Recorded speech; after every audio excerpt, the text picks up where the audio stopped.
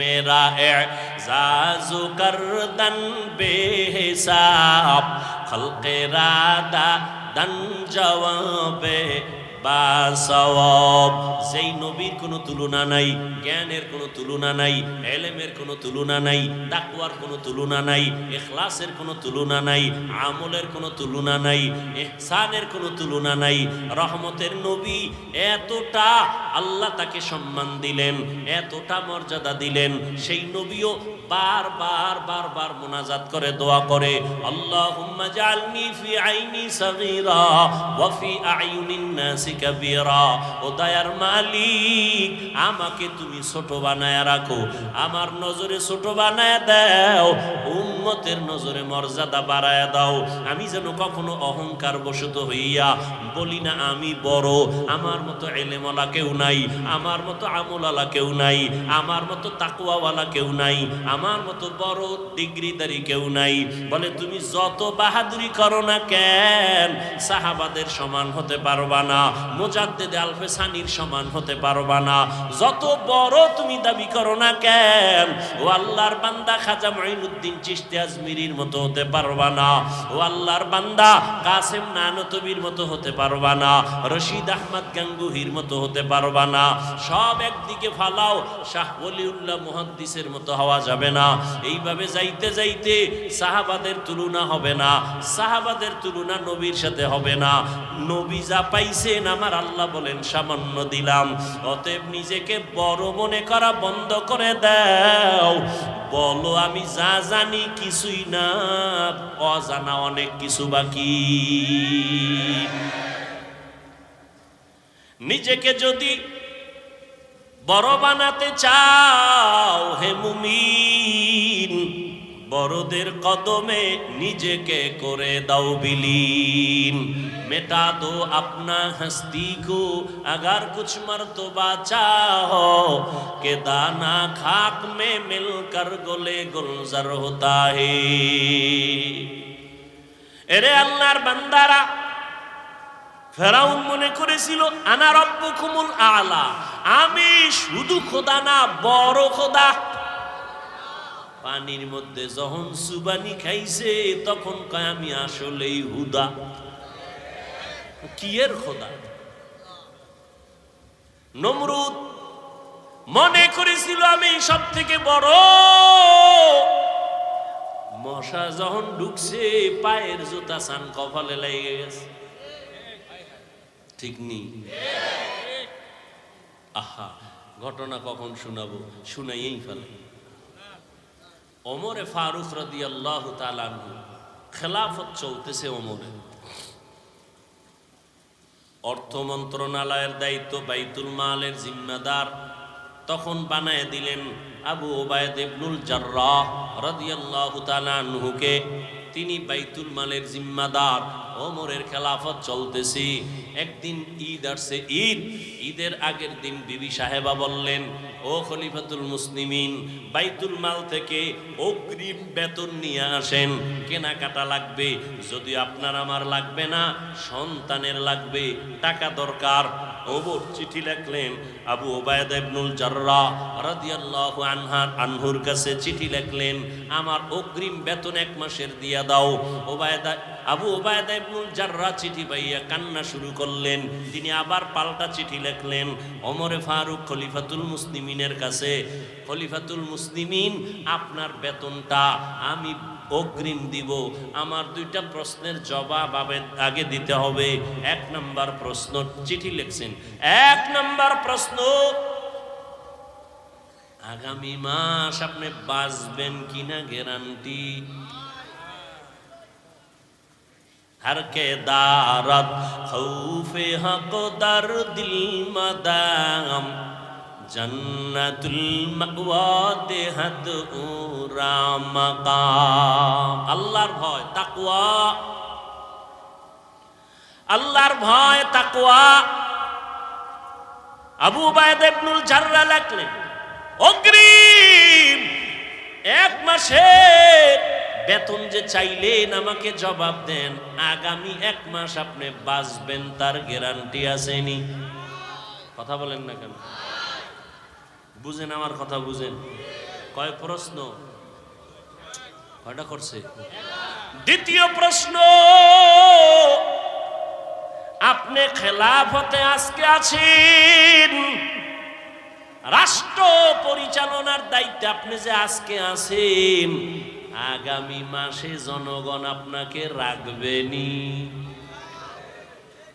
কথা বুঝেন? আপনি যখন ক্ষমতায় বসে আছেন, আগামী মাস পর্যন্ত ক্ষমতায় ভাবলি আপনারে রাখবেনি না হেলিকপ্টারে ভাড়ায় দিবে? কি হায় হায় হায়, বড় কঠিন। দুই প্রশ্নের জবাব আপনি দিবেন। ওমর চিঠি পাইয়া হাউমাউ করে কান্না শুরু করলেন আর দোয়া করলেন, হে মালিক, আবু ওবায়দা ইবনুল জাররার মাকাম বাড়ায় দাও। এর নাম কি? তাকওয়া। এত বয়ান, এত বয়ান, এত বয়ান, এত বয়ান, তাবলীগওয়ালাদের বয়ান, পীর সাহেবদের বয়ান। ও যুবক, ভালো করে মনে রাখি, ওরে যুবক, লাইনে বেলাইনে তো কম দৌড়াইলি না রে বাবা, রং বেরঙের ঘোড়া দৌড়াইলি জীবনে। যত বন্ধু বান্ধব পাইছো শুনালা ওই কথা যেটা লেখতে কইছি, মনে আসেনি? রাস্তার মোড়ে মোড়ে টানাবি। একটা যুবক যদি টানাইতে পারো, সেজদায় যাইয়া তোর জন্য কলিজা বইরা ভোর রাত্রে দোয়া করব। আর কথাটা আমি কসম খাইয়া বলবো যে এত গ্যারান্টি কথা, 3 বার কসম খাবো, ওয়াল্লাহি বিল্লাহি তাল্লাহি। আল্লাহর কসম 1 বার, আল্লাহর কসম 2 বার, আল্লাহর কসম 3 বার। এবার কথাটা বলতেছি, জীবনে বহু বন্ধু পাইছো, বান্ধবী পাইছো, 3 বার কসম খেয়ে বললাম, এই সব বন্ধু বান্ধবী, নেতা নেত্রী সব হলো ধান্দাবাজ, সব হলো স্বার্থপর। আল্লাহর কসম, তোর মৃত্যু পর্যন্ত একমাত্র শুধুমাত্র কেবলমাত্র ভেজাল মুক্ত নিঃস্বার্থ তোর কলিজার আপন বন্ধু হলো উলামায়ে আহলে হক। এটা লিখে টানায় দিবি। দুনিয়ার সব বন্ধু ধান্দাবাজ, স্বার্থপর, একুরেট পিওর বন্ধু নিঃস্বার্থ উলামায়ে কেরাম, লিখে টানায় দিবি। এবার তুই বুঝতে হইব যে আসলে এটা কেমনে। এবার বুঝ, বুঝেরই অভাব।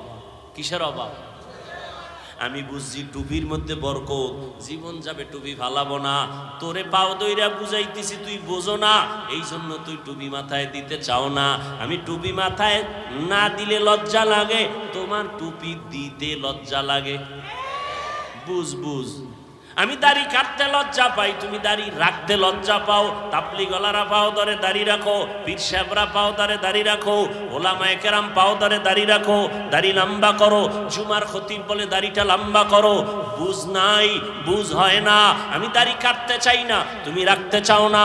আমি মসজিদে ঢুকতে আরাম, না ঢুকলে লজ্জা, তোমার মসজিদে ঢুকতে লজ্জা। আমি পর্দা করতে না করলে লজ্জা লাগে, তোমার পর্দা করতে লজ্জা লাগে। অথচ তুমি মুসলমান, আমিও মুসলমান। তোমার আমার আল্লাহ নাকি আলাদা? তোমার আমার নবী, তোমার আমার ধর্ম, তোমার আমার কালেমা, তোমার আমার কোরআন, তোমার আমার কাবা আলাদা। দুনিয়াতে আসছি সিস্টেমও নাকি কামরাঙ্গীর চরের মানুষগুলো লঙ্গি পরে আসছেন। বিদায়বেলা কাফনের সংখ্যা হবে 1। আমি বক্তার জন্য 3 কাফন, আপনি শ্রোতার জন্য 3 কাফন। আমার সম্মানে কেউ একটা কাফন বাড়াইয়াও দিবে না। আপনি গরিব রিক্সা ড্রাইভার মরে গেলে একটা কাফন কেউ কমাইয়াও দিবে না। আমারও 3 কাফন, আপনারও 3 কাফন। মহিলাদের হবে 5 কাফন, কালার হবে আলাদা। হুজুরদের কাফনের কালার একরকম, আপনাদের কাফনের কালার আর এক রকম। হ্যাঁ, তাহলে কাফন হবে সব এক, কিন্তু উপরে লেখা থাকবে বড় হুজুরের লাশ। হ্যাঁ, তাহলে আজকে আমি বড় হুজুর, আমি বক্তা, আপনি শ্রোতা, কত ভাব। আপনি ডাক্তার, আমি রোগী, কত ভাব। যত ভাব দেখাও রে মুমিন, সাদা কাফনে যেদিন প্যাকেট হবি সব ভাব বন্ধ হয়ে যাবে। এরে নবীরা আশেক, কি সমস্যা? একটু চুপচাপ কথাগুলো বলার সুযোগ দেন, আপনারা অন্যদেরকেও কিছু শুনবার সুযোগ দেন, আল্লাহ কবুল করেন। ওলামায়ে কেরামের ইজ্জতকে আল্লাহ বেশি বেশি বাড়ায় দেন। আমার কথা আপনারা বুঝেন নাই না শুনেন নাই? কি বলছি? ওলামায়ে কেরামের ইজ্জত আল্লাহ বেশি বেশি বাড়ায় দেন। আপনারা কি বলবেন? ওলামায়ে কেরামের ইজ্জত যদি বাড়ে আপনাদের সমস্যা আছে? ক্ষতি আছে? বরং ইজ্জত কমলে উম্মতের ক্ষতি। ওলামায়ে কেরাম ডানবাম হয়ে গেলে উম্মতের ঈমান ডানবাম হয়ে যাবে। ওলামায়ে কেরাম পিছলে পড়ে গেলে উম্মতের ঈমান পড়ে যাবে। ওলামায়ে কেরাম এক থাকলে মুমিনের ঈমান এক থাকবে। ওলামায়ে কেরাম ইজ্জতের মানদণ্ডে থাকলে মুমিনের ঈমান ইজ্জতের সর্বোচ্চ শিখরে থাকবে। কিন্তু কিছু দুনিয়ামুখী আল্লাহর বান্দারা ফেসবুকে লেখার দ্বারা আর বলার দ্বারা কিছু বান্দা আলেমদের ইজ্জত ছোট করার ষড়যন্ত্র করে, প্রপাগান্ডা ছড়ায়। তাদের জন্য কি করি? দোয়া করি। এতগুলো মানুষ আমিন বললে কবুল হবে তো ইনশাআল্লাহ? দোয়া করি আল্লাহ যারা আলেমদের বিরুদ্ধে লেখার মাধ্যমে বলার মাধ্যমে প্রপাগান্ডা ছড়ায়, আল্লাহ তাদের হেদায়াত দান করেন। আল্লাহ তাদের হেদায়াত দান করেন। আল্লাহ তাদের হেদায়াত দান করেন। আল্লাহ পাকের ইলমে যদি তাদের হেদায়াত নাই থাকে, আল্লাহ কুদরতের দ্বারা দমন করে দেন। আল্লাহ কিভাবে দমন করবেন সেটা তো আল্লাহই ভালো জানেন। ওলামায়ে কেরামের বিরুদ্ধে সাধারণ মানুষকে সজাগ করলে বা সাধারণ মানুষের মাঝে বিভ্রান্ত ছড়াইলে ইসলামের লাভ হবে? বলেন, কোনো লাভ হবে? হ্যাঁ, এখন বলবেন তা আলেমদের মধ্যে কি ভুল করে না? 1000 বার ভুলের ঊর্ধ্বে কেউ না। খুব খেয়াল করেন, ওলামায়ে কেরাম ভুল করতে পারে না পারে না? শয়তান ধোঁকা দিতে পারে না পারে না? পারে। শয়তান যদি ধোঁকা দিতে পারে, ভুলও বলেন না কেন ভাই? কিন্তু ভুল ধরলে বা ভুল হলে বা ভুল করলে ধরায়া দেওয়ার, লোকমা দেওয়ারও তো মানুষ আছে। কি ফেসবুক, মাইক? আল্লাহ আমাদের হেদায়াত দান করুন। আমি এভাবে উদাহরণ দিয়ে বলি, মসজিদে ইমাম সাহেব নামাজের মুসাল্লায় দাঁড়ানো, পেছনে 100,000 মুসল্লি দাঁড়ানো, নামাজের মধ্যে দাঁড়াইয়া ইমাম সাহেবের ভুল হতে পারে না পারে না? যদি ইমাম কেরাত ভুল পড়ে তাহলে কি করতে হবে? বলেন, লোকমা দিবে। বলেন, কি দিবে? লোকমা দিবে। তো লোকমা দিবে। লোকমা যদি চায়ের দোকান মসজিদের পাশে আছে না নাই? ইমাম সাহেব বক্সে কেরাত পড়তেছেন, কেরাতের আওয়াজ চায়ের দোকানওয়ালা শুনতেছেন, ওখানে যারা দোকানে বসা আছে নামাজ পড়ে না তারাও শুনতেছে। ইমাম যে আলহামদু সূরায় কথার কথা ভুল পড়তেছে এটাও শোনা যাচ্ছে। শুইনা যদি চায়ের দোকানওয়ালা লোকমা দেয় হবে? যদি লোকমা দেয়, দেওয়াও জায়েজ নাই। আর ওই দোকানওয়ালার লোকমা ইমাম সাহেব নিলেও জায়েজ হবে না। তাহলে লোকমা দিতে হবে, ইমাম লোকমা নিবেন। দেওয়ারও লাইন আছে, নেওয়ারও। নামাজের ভেতরে যে আসেন সে লোকমা দিবেন। তো নামাজের মধ্যে তো 100,000 মানুষ, কে দিবেন? ইমামের পেছনে একজন আলেম দাঁড়াবেন, বিচক্ষণ বুদ্ধিমান ব্যক্তি, অন্তত কোরআন বুঝে, কোরআনের ইলম আছে, সে লোকমা দেওয়ার অধিকার বেশি। বুঝাইতে পারছি? তাহলে আলেমরা ভুল করলে লোকমা দিবেন আলেম মুরব্বীরা। কথা ঠিক না? নামাজ নাই, দাড়ি নাই, টুপি নাই, সে যদি লোকমা দেয় তার লোকমা দেওয়াও জায়েজ নাই, আলেমরা ধরাও জায়েজ নাই। আল্লাহ বুঝার তৌফিক দান করেন। আচ্ছা, আমি এখন স্টেজে উঠতেছি, খুব খেয়াল করেন। ঢাকা তো যানজটের বরকত, অনেক আগে আসার কথা, এক জায়গায় বসে রইলাম প্রায় 1 ঘন্টা। জাম ছাড়লো মাত্র 10 মিনিটে চলে আসলাম এই ব্রিজের গোড়া দিয়ে। এরপরে আবার পথ ভুল করিয়া ওদিকে ঢুকছে, দুইকে আইসি মাথায়, হ্যাঁ নয় এখান থেকে আবার কেমনে আসবো। আবার দুইটা লোক আমাদের এই মাহফিলের কর্তৃপক্ষ না, ওরা খুব কষ্ট করে আমাদেরকে ওদিক দিয়া ঘুরায় নিয়ে এরপরে পিছনে নিয়ে আসছে। খায়ের মানুষ বিচার করে উপরের হালাত দেখে, আল্লাহ বিচার করেন কলব দেখে, অন্তর দেখে। এই জন্য আমরা উপর দিয়ে দেখলে সইতে পারি না। আল্লাহকে আমি তো ভিতরের খবরটা জানি, আমি ওইভাবেই বিচারের আওতায় নিয়ে আসি। তো বলতেছিলাম আমি স্টেজে উঠতেছি, পেছনে মানুষ আছে না নাই? সবাই হাত বাড়াইছে, আমার সাথে হাত মিলাবে। খুব বুঝেন কিন্তু, কি মিলাবে? মুসাফা করবে। এটা কি দুশ্মনী না মহাব্বত? এখন যদি এই রকম স্টেজে উঠার সময় দুই পার্শ্বে অনেক আল্লাহর বান্দারা দাঁড়ানো থাকেন, আমি যদি এভাবে মুসাফা একজনের সাথে করি তো সবার সাথে করতে হবে না? তাহলে শত ব্যক্তির সাথে যদি আমি মুসাফা করি তাহলে আমার সিরিয়াল, আমার নিয়ম ঠিক রাখা সম্ভব হবে? স্টেজ পর্যন্ত হবে না। কিন্তু এটাকেও অনেকে বিভিন্নভাবে দেখছি, এটাকে কাট করে ভিডিও করে মানুষের কাছে প্রপাগান্ডা ছড়ায়। হুজুর অহংকারের সাথে হাত বাড়ায় না, এত মানুষ হাত বাড়াইলো, হুজুর মুসাফা করলেন না। আর কিছু মানুষ মুসাফা করে হাত বাড়ায় শুধু ছবি তোলার জন্য। মোবাইলে কি জন্য?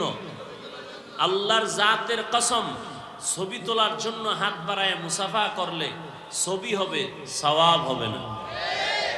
আর আমি ওয়াদা করছি, ছবির জন্য যারা হাত বাড়ায় মুসাফা করবে আমি টের পাইলে ওকে হাত বাড়ায় দিব না। এটা আমার ওয়াদা।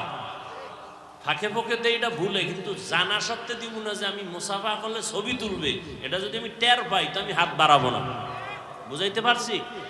নাম্বার 3, বাংলাদেশের ভেতরে, এ কথাটা একটু ভালো করে খেয়াল করুন, বাংলাদেশের মধ্যে আমি বান্দা, শুকর আদায়ের স্বার্থে বলতেছি, আপনাদেরকে বুঝাবার জন্য বলতেছি। প্রপাগান্ডা যারা ছড়ায়, না বুঝে ছড়ায়, হিংসার বশীভূত হয়ে ছড়ায়, আমি বান্দা এবং বাংলাদেশের দ্বিতীয় যারা আমার মাথার মুকুট চরমনের হজরতরা সারা, বাংলাদেশের তৃতীয় কোনো, চতুর্থ পঞ্চম কোনো ব্যক্তি নাই যে দীর্ঘ টাইম কষ্ট করে বয়ান করে হাজার হাজার মানুষের সাথে মোনাজাতের পরে মুসাফা করে। আর কেউ নেই। চরমনের হজরতরা করেন, আমি কষ্ট হলেও মোনাজাতের পরে হাজার হাজার মানুষের সাথে মুসাফা করি। এগুলো দেখেন না? স্টেজে উঠতে শত শত মানুষ হাত বাড়াবে, একজন একটা ধরলে সবারটা ধরতে হবে, না ধরলে ঝামেলা, ধরলেও বিপদ।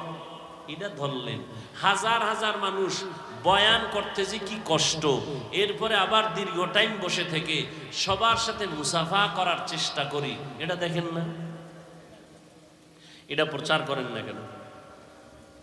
এই গুণটা বলেন না কেন? দোষটা বলেন কেন?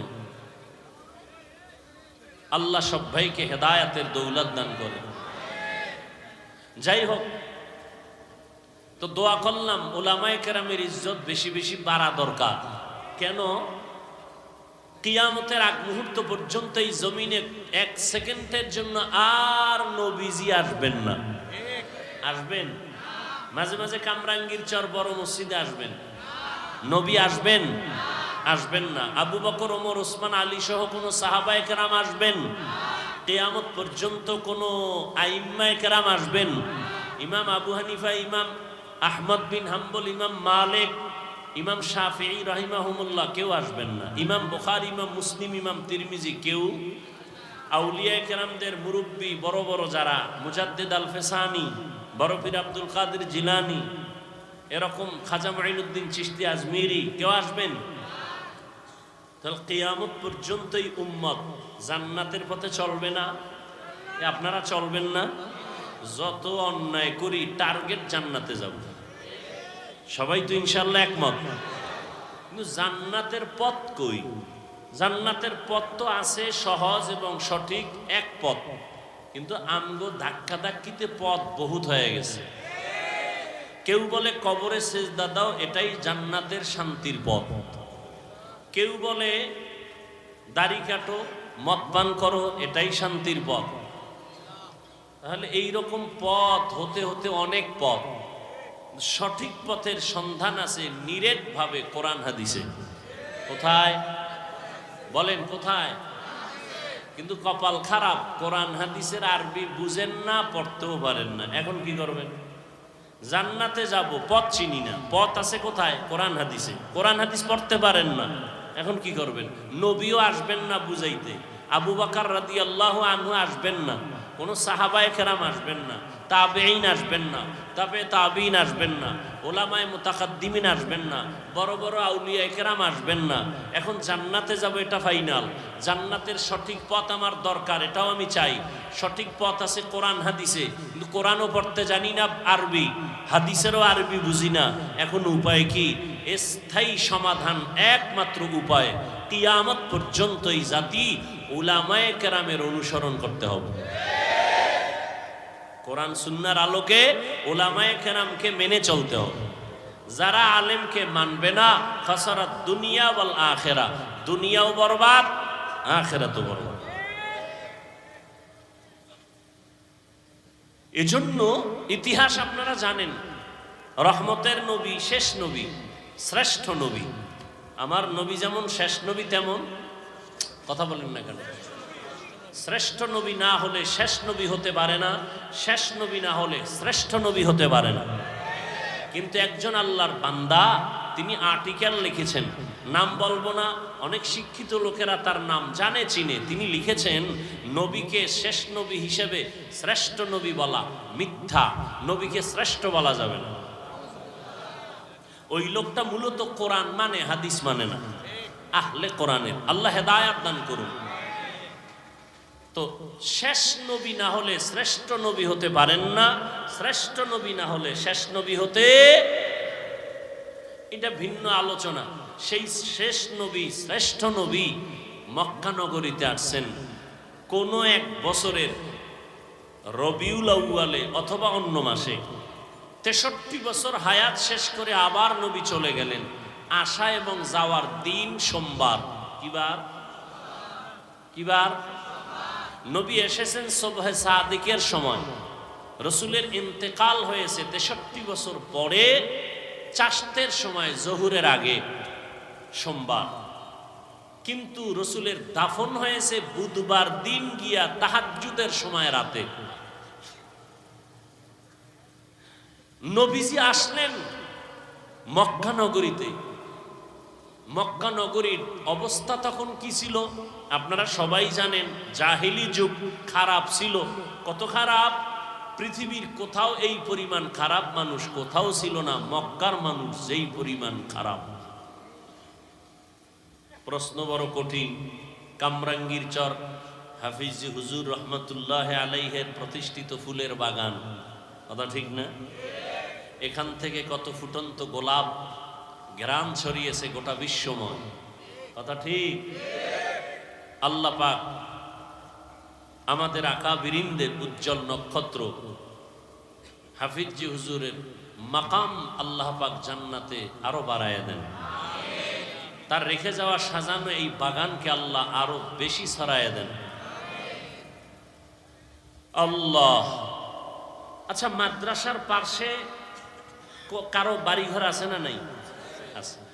অন্য দূরের মানুষ যতটুকু খারাপ হতে পারে, এখানে মাদ্রাসার কারণে পাশের মানুষ বেশি খারাপ হতে, এটা একটা নিয়ম যে না, মাদ্রাসা মসজিদ এর পাশের মানুষ খারাপ হতে, সারা দুনিয়ার মানুষ খারাপ হতে পারে, মক্কার মানুষ খারাপ কেমনে হয় বেশি? ঘর তো এটা পবিত্র বাইতুল্লাহ, দেখলেই সওয়াব। কিন্তু সেই বাইতুল্লাহর পাশের মানুষ কেন এত চরিত্রহীন, লম্পট হলো? এত খারাপ কেন? অন্যদের তুলনায় তো একটু কম খারাপ হবে। কিন্তু ইতিহাস বলে মক্কার মানুষ এত খারাপ, পৃথিবীর আর কোথাও এত খারাপ মানুষ ছিল না। কারণ কি? এত খারাপ কেন? আর যেই বাইতুল্লাহ দামি, এটা কি বাইতুল মুকাররমের মতনই? পৃথিবীতে কিছু আল্লাহ পাক জিনিস দিছেন, শুধু দেখবেন তাকায়া সওয়াব। তাকায় শুধু বাইতুল্লাহ দেখবেন সওয়াব, শুধু দেখবেন। মা বাবা চেহারার দিকে শুধু তাকায় থাকবেন, সওয়াব। আল্লাহ পাকের কোরআন খুলে তাকায় দেখবেন, সওয়াব। উলামায়ে আহলে হক, আল্লাহর প্রিয় বান্দা দেখবেন, সওয়াব। না গাঞ্জাখোর দেখবেন? বাইতুল্লাহ দেখবেন, সওয়াব। আল্লাহর প্রিয় গোলাম উলামায়ে আহলে হক দেখবেন, সওয়াব। আল্লাহর কোরআন দেখবেন, সওয়াব। মা বাবার দিয়ে তাকাবেন, সওয়াব। এত দামি একটা ঘর আল্লাহ জমিন বানায়া, আর কোনো বাসিন্দা এখনো বানান নাই। প্রথমে আল্লাহ একটা ঘর বানাইলেন, বাইতুল্লাহ। ইন্না আউওয়ালা বাইতিন উযিআ লিন-নাসি লাল্লাযী বিবাক্কাতা মুবারাকাও ওয়া হুদা মুবারাকাও ওয়া হুদাল লিল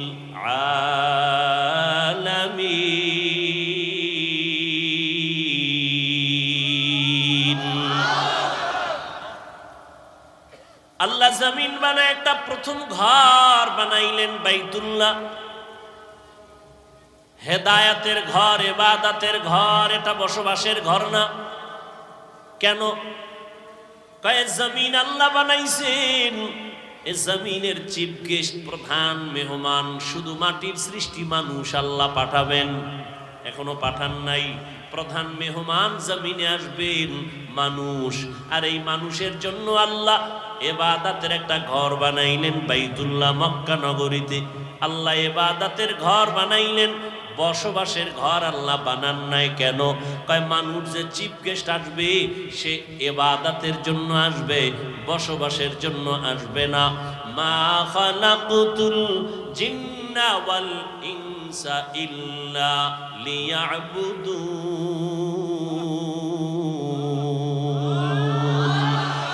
মা খালাকুতুল জিন্না ওয়াল ইনসি বাখা জুজ ইবাদত নিস্তে মাকসুদ আজ্জাহা। মানুষ আসবে কি জন্য? ইবাদতের জন্য। এজন্য ইবাদতের ঘরটা আগে বানায় দিয়েছেন, বাইতুল্লাহ। তো মানুষ দুনিয়াতে আসবে ইবাদতের জন্য, বসবাস করবে কই? আল্লাহ বলেন, আমার জমিনের চিফ গেস্ট মানুষ, আওলাদে আদম। আমি আল্লাহ মানুষ ইবাদতের জন্য পাঠাইলাম। এরা দুনিয়ায় গিয়া করবে আমি আল্লাহর ইবাদত, আর এরা বসবাস করবে যেখানে বানায় রাখছি আমি আল্লাহ, জান্নাত। দুনিয়া ইবাদত, বসবাস কই? মরার আগে না পরে? মরার পরে। ওই জান্নাতটা এখান থেকে খরিদ করে নিতে হবে। এখান থেকে আল্লাহ আমাদের সবাইকে জান্নাত খরিদ করার তৌফিক দান করেন। খরিদ করতে হলে টাকা লাগবে, হ্যাঁ? কিছু লাগবে তো, এমনি ভাইবেন। ইন্নাল্লাহা আশতারা মিনাল মুমিনিনা আনফুসাহুম ওয়া আমওয়ালাহুম বিআন্না লাহুমুল জান্নাহ। আল্লাহ বলেন, আমি আমার প্রিয় বান্দাদের মধ্যে যারা মুমিন, এদের জান আর মাল আমি কিনে নিয়েছি, বিনিময়ে জান্নাত দিয়েছি। আল্লাহ আমাদের জানমাল নিয়ে নিছেন, বিনিময়ে কি দিছেন? তাহলে জান্নাত যদি আমরা চাই, বিনিময়ে জানমাল আল্লাহর। কার? তাহলে আমার কাছে যে জান আছে, মাল আছে, এর মালিক কে? আল্লাহ হলেন আমার জানমালের মালিক। আমি জান্নাতের মালিক। আমি কিসের মালিক? জান্নাতের মালিক। দুনিয়ায় ইবাদত করে কাটাও, পরকালে আল্লাহ জান্নাত দিবেন। কেমন জান্নাত? যদি কামটা ঘটাইয়া যাইতে পারো, আজরাইল আইসা রূহটা নেওয়ার আগে আল্লাহ পাক জান্নাতের ছবিটা দেখায় দিবেন। আতিনা ফি দারে দুনিয়া না হাসান, আতিনা ফি দারে উকবা না হাসান ইয়া গিয়াসাল মুস্তাগীসিন ইহদিনা লাফতিখারা বিল উলুমে ওয়াল গিনা। যে কথাটা বুঝাইতে চাইতেছি, মক্কার ঘরটা দামি না? কেমন দামি? 1 রাকাত নামাজ পড়বেন 1 লক্ষ রাকাত নামাজের সওয়াব। একবার বাইতুল্লাহর এরিয়ায় ঢুইকে বলবেন আল্লাহ, কয়বার? 1 লক্ষ বার আল্লাহ বলার সওয়াব পেয়ে যাবেন। সুবহানাল্লাহ না? প্রশ্ন ছিল, এত সুন্দর দামি ঘরের পাশের মানুষ এত খারাপ কেন? বলে কত খারাপ? কয় বাইতুল্লাহ এত দামি ঘর, 360টা মূর্তি ঢুকায় রাখছে, নারী আর পুরুষরা তাওয়াফ করে উলঙ্গ। কেন? কয় আমরা যে কাপড় চুপুর পইরা কত মিছা কথা কই, কত আকাম করি, এডি নিয়া বাইতুল্লাহ কেমনে যাই লজ্জা, এজন্য সব কাপড় ফেলে দাও। বুঝেন নাই? পাগড়ির ফজিলত শুনে লুঙ্গি খুলে পাগড়ি মানলে এরম হয়ে গেছে। এত সুন্দর ঘর বাইতুল্লাহ, দামি ঘর, আমরা যে বস্ত্র পরি, কাপড় পরি, এটা তো কইরা কত অন্যায় করি। এই অন্যায় পরিহিত কাপড় নিয়ে বাইতুল্লাহ যাওয়া যাবে না। তারা এতটা খারাপ কেন? কেন কেন? এর সংক্ষেপ জবাব হলো, এই মানুষগুলো খারাপ হওয়ার পেছনে একমাত্র কারণ তাদের কোনো মুরব্বি নাই। কি নাই? মুরব্বি নাই। মুরব্বির দরকার আছে না নাই? ছেলে লেখাপড়া কইরা শিক্ষিত কুলাঙ্গার। কি শিক্ষিত? ছেলে লেখাপড়া কইরা এখন বন্ধু আর বান্ধবীর অভাব নাই। বিয়ে পাশ করার আগে বিয়া পাশ হয়ে গেছে। বিয়ে পাশ হওয়ার আগে কি বিয়া পাশ হয়ে গেছে। বন্ধুর সাথে লাইন করে একটা মেয়েকে চয়েস করে ফেললো। মেয়েটাকে বন্ধু বান্ধব নিয়ে দেখতে গেল মেয়ের বাবার বাড়ি। আপন মা বাবাকে জানায় না। মুরব্বী এগো জিগাইয়ার কি হবে? আমার আব্বা আম্মা দস্তকাত দিতে পারে না, মূর্খ।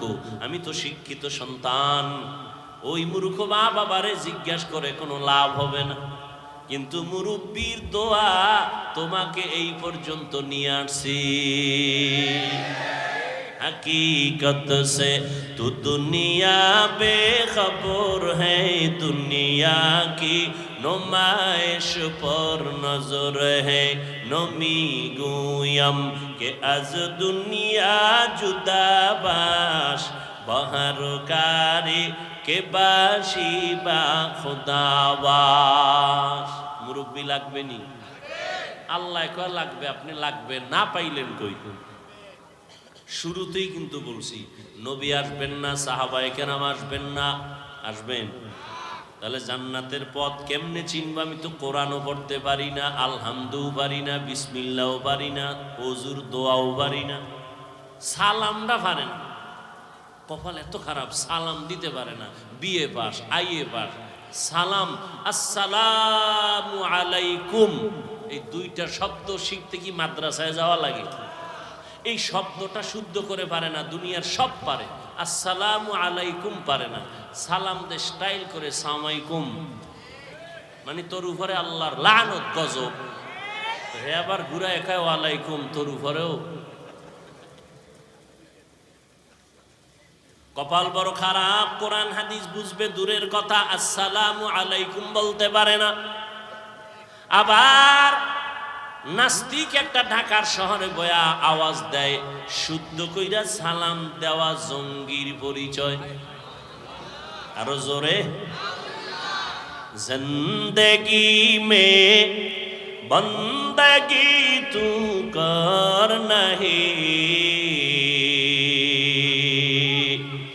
जिंदगी में बंदगी तू कर नहीं, जिंदगी बे बंदगी शर्मिंदा है, जिंदगी बे बंदगी शर्मिंदा है। একজনে আলেমের বিরুদ্ধে লেখছে, ভালো করছে না খারাপ? এই লেখাটা পাইয়া যে খুশি, ও খারাপ, ও কি লেখা যে অন্যায় হইল, যে লেখা পাইয়া খুশি তারও সেই একই অন্যায় হবে। আল্লাহ হেদায়াত দান করুন।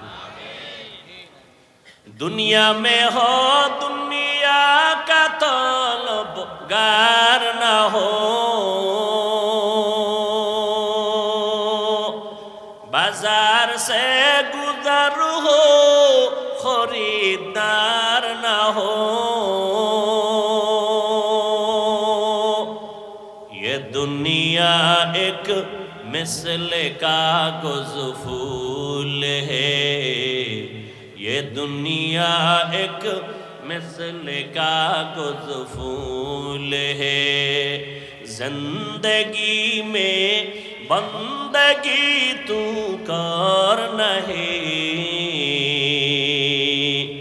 जिंदगी में बंदगी तू कर नहीं, जिंदगी बे बंदगी शर्मिंदा है, जिंदगी बे बंदगी शर्मिंदा है। কি কথাটা বলতেছিলাম মনে আছে কি?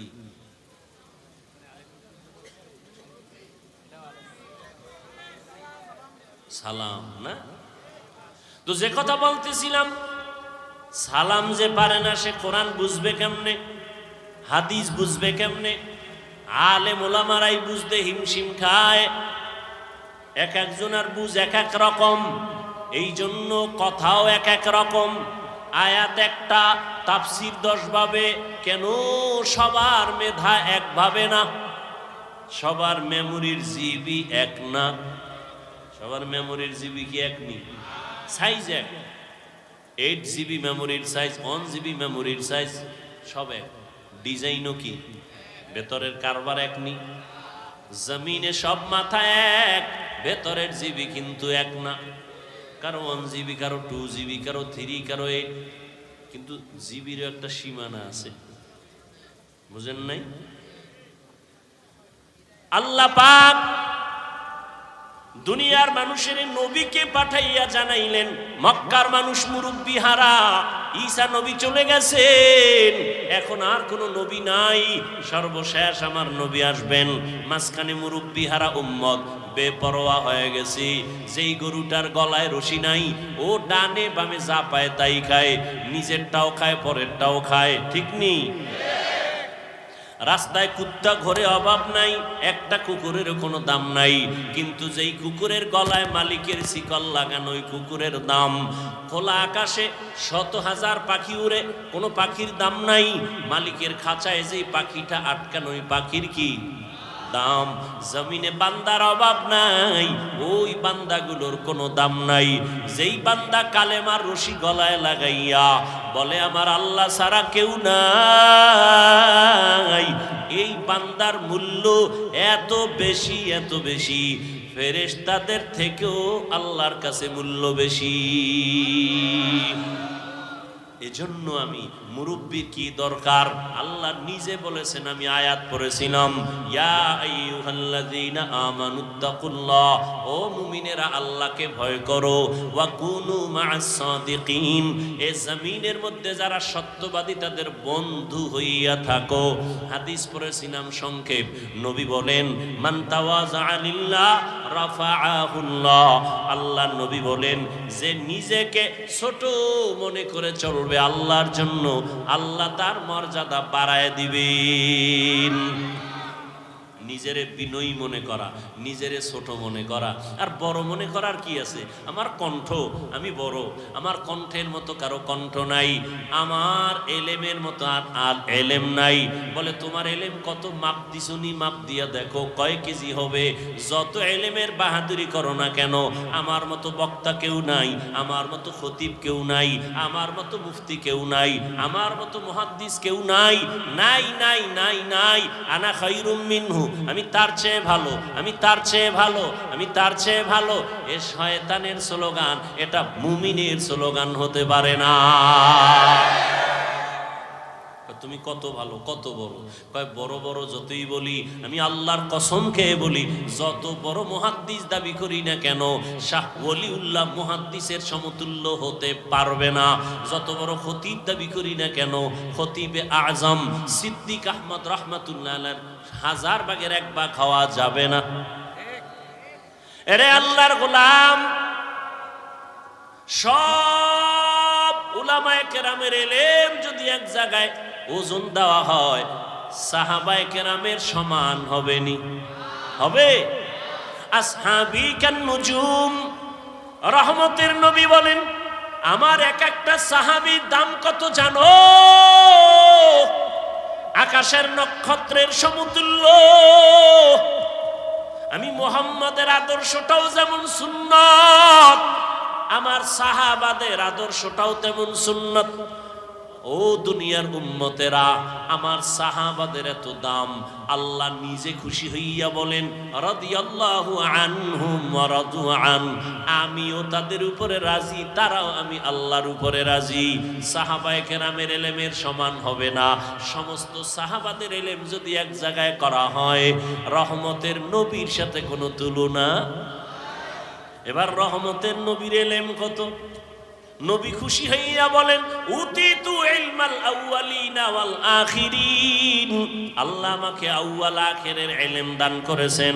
আদম নবীরে যা দিবেন আল্লাহ সেটাও আমারে দিবেন, মুসা নবীরে যা দিবেন আল্লাহ সেটা আমাকেও দিয়েছেন, ঈসা নবীকে যা দিবেন আমাকেও সেটা দিয়েছেন। এক কথায় সব ইলমের মজমুআ, সব ইলমের সমষ্টি আল্লাহ আমি একা মুহাম্মদের দিয়েছি।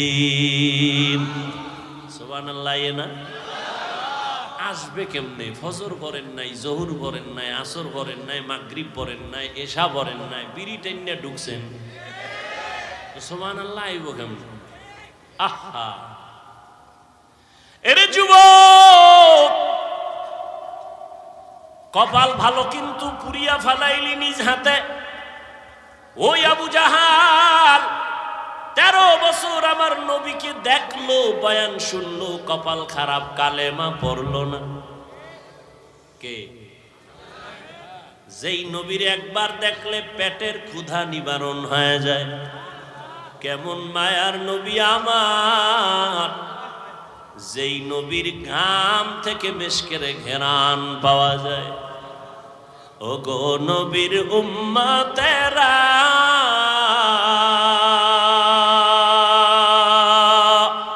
হয়ে আজি দিশাহারা,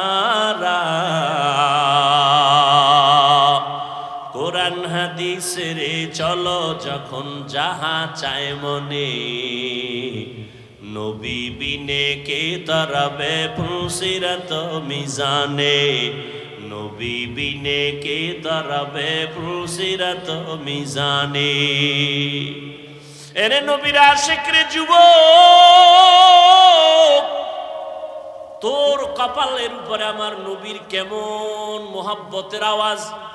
নবী বলেন বুড়ারা আমি মুহাম্মদের বিরোধিতা করেছে, যুবকেরা আমার উপকার করেছে। নবীর উপকার করছে কারা? বিরোধিতা করছে কারা? এই মাঠের বুড়ারা নি। ওই সময়ের বুড়া আবু জাহিল্লা নবীর দুশ্মন, আবু লাহাব বুড়া নবীর দুশ্মন, হ্যাঁ, ওতবা বুড়া নবীর দুশ্মন, সাহেবা বুড়া নবীর দুশ্মন, আর যুবকেরা নবীর বন্ধু না দুশ্মন?